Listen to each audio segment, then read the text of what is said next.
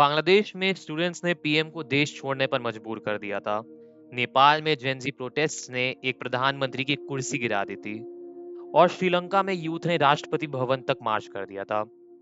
पिछले कुछ सालों में साउथ एशिया में हर देश में जेनजी प्रोटेस्ट ने सरकारें गिराई है। और अब इंडिया में एक नाम ट्रेंड कर रहा है। नाम है कॉकरोच जनता पार्टी। इसका स्लोगन है voice of the lazy and unemployed. और जिसके इंस्टाग्राम फॉलोअर्स बीजेपी और कांग्रेस से भी ज्यादा हो गए हैं। Although Instagram followers is not the right metric, क्योंकि अगर वो मेट्रिक होता तब कांग्रेस कब का बीजेपी से आगे होती। लेकिन स्टिल एक नई पार्टी जिसको बने कुछ महीने नहीं हुए, वो इंडिया के दो सबसे बड़ी पार्टी से ज्यादा फॉलोअर्स इंस्टाग्राम पे उसके हो गए हैं सिर्फ 3 हफ्तों में। तो सवाल ये है, क्या ये इंडिया का अपना जेंजी रिवॉल्यूशन है या फिर भारत सरकार के लिए खतरे की घंटी? आज इसकी पूरी कहानी समझते हैं। चलिए सबसे पहले ओरिजिन स्टोरी समझ लेते हैं, क्योंकि ये कहानी खुद इतनी फिल्मी है कि वो भी वेब सीरीज इसे बना सकती है। सुप्रीम कोर्ट में एक हियरिंग चल रही थी 15 मई 2026, फेक डिग्रीज और सीनियर एडवोकेट डेजिग्नेशन से रिलेटेड।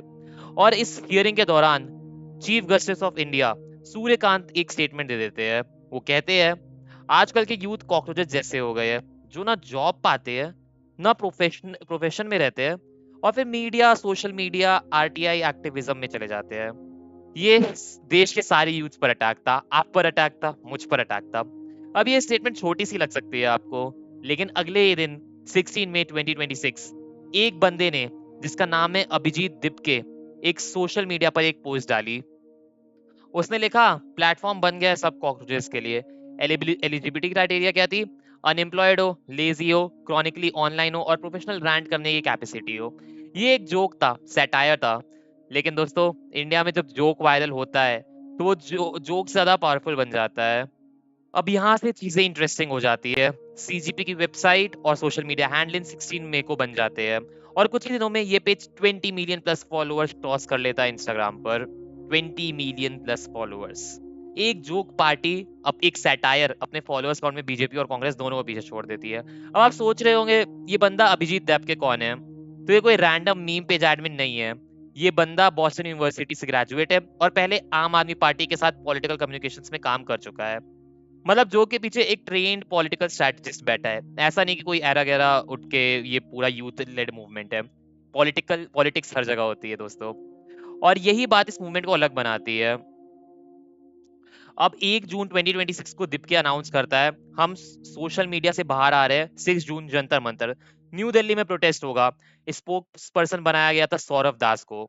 और प्रेस कॉन्फ्रेंस में एक क्लियर डिमांड रखी थी, एजुकेशन मिनिस्टर धर्मेंद्र प्रधान का रेजिग्नेशन। वजह, मेडिकल और बोर्ड एग्जाम्स का पेपर लीक्स और एग्जाम रिलेटेड कंट्रोवर्सीज।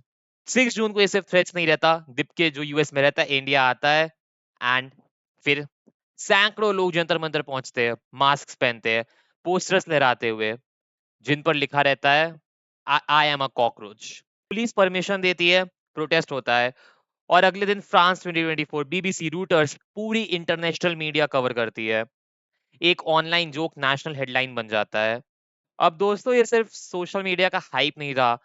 बड़े बड़े इंटरनेशनल मीडिया हाउसेस, जो ऑलरेडी थोड़े इंडिया की तरफ बायस तो होते हैं, ये किसी से छुपा नहीं है, बीट बीबीसी, बीट जलजीरा, अल जजीरा, सब ने ही आर्टिकल छापना शुरू कर दिया। Is this India Gen Z political movement, like Bangladesh, like Nepal, like Sri Lanka? अब मैं आपको वो साइड भी दिखाता हूँ जो बहुत लोग स्किप कर देते हैं। सीजीपी खुद क्या बोल रही है उनके बारे में। उनकी वेबसाइट लिखी है, run by the people for the people, no leaders only members. और उनका मेंबरशिप ओथ पढ़िए, मैं सोलेमनी स्वेयर करता हूँ कि जब ऑर्डर मिलेगा तब कुछ नहीं करूंगा, सिस्टम अनजस्टिस के अगेंस्ट प्रोटेस्ट करूंगा, लॉन्ग नैपिंग रूटीन से, और हर सोसाइटल प्रेशर को सर्वाइव करूंगा एक ट्रू कॉकरोच की तरह। ये सैटायर है, पूरा सैटायर। अब सवाल ये है, क्या एक सैटायर जिसका ओथ ही कुछ नहीं करना है, क्या वो बांग्लादेश या नेपाल जैसा पॉलिटिकल चेंज ला सकता है? मुझे एक रेडिट थ्रेड मिला जो इसी सवाल पर डिस्कस कर रहा था, और कुछ पॉइंट्स जेन्युइनली सोचने वाले थे। पॉइंट 1, बांग्लादेश, नेपाल, श्रीलंका, सब में एक चीज कॉमन थी। एक सिंगल ट्रिगर था, कोटा इशू, इकोनॉमिक कोलैप्स, या फिर सिंगल स्पेसिफिक एंगर। इंडिया में एंगर तो है, पेपर लीक्स, अनएम्प्लॉयमेंट, लेकिन क्या एक सिंगल यूनिफाइंग ट्रिगर है? अभी तक नहीं। पॉइंट 2, इंडिया में इलेक्शंस कॉन्टिन्यूसली होते रहते हैं, पंचायत, लोकसभा, विधानसभा, मतलब चेंज के multiple legal channels already exist करते हैं, जो नेपाल जैसे कंट्रीज में नहीं थे। पार्ट 3, इंडिया यूथ एक सिंगल ग्रुप नहीं है।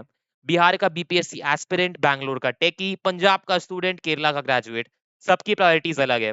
India is divided, India 1, India 2, India 3। हमारे एक देश में मल्टीपल इंडियाज रहते हैं। एक इंडिया 1 भी है जहाँ का यूथ यूरोप की लाइफस्टाइल जी रहा है। एक इंडिया 2 भी टू भी है जहाँ का यूथ एक अमेरिकन या यूरोपियन कंट्री की लाइफस्टाइल जी रहा है, या फिर एक मिडिल ईस्टर्न कंट्री की। और एक इंडिया 3 भी है जहाँ का यूथ एक सब सहारन अफ्रीकन नेशन से भी बुरी लाइफस्टाइल जी रहा है। और इन सबकी प्रायोरिटीज अलग है। जब एक नेशन वाइड मूवमेंट बनने की बात आती है, ये डाइवर्सिटी सबसे बड़ा चैलेंज बन जाता है। इंडिया यूथ एक सिंगल वोटिंग ब्लॉक भी नहीं है। और सोशल सबसे बड़ा point, social media is not ground reality. बहुत सारे मूवमेंट्स ऑनलाइन अपीयर होते हैं, पर रियल टेस्ट सब आता है जब पीपल, क्या लोग एक्चुअल में विलिंग है ग्राउंड पे जाके धरना करने को, ग्राउंड पे जाके वोट देने को।